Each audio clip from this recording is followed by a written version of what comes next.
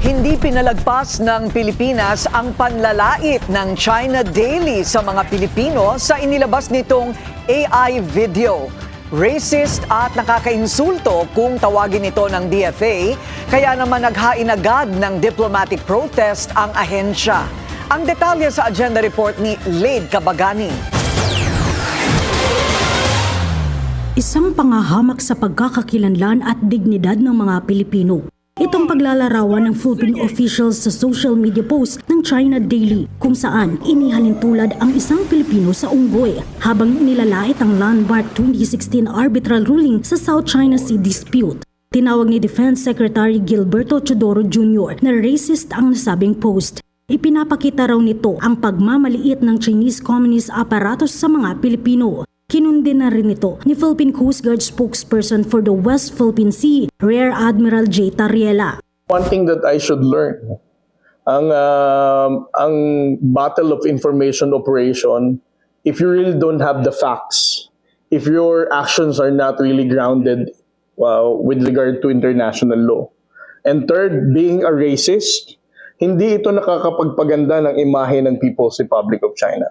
So I don't think na ganun silang ka-insensitive to really understand the sentiment not just of the Filipino people but the international community na mas paiigtingin nila ang pagiging racist nila, di ba?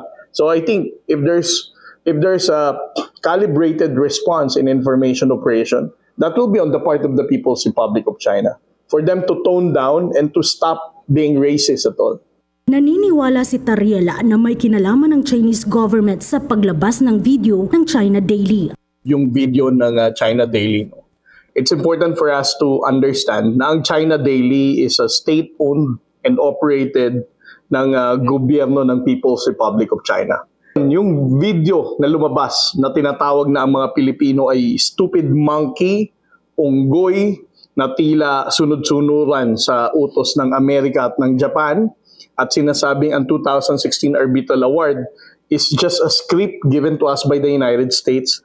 Para sa akin, dapat i-call out to at hindi dapat ito pinapalagpas, no? Nagpadala na ang Foreign Affairs Department ng formal diplomatic protest sa Beijing dahil sa tinawag nitong racist at deeply offensive content ng video.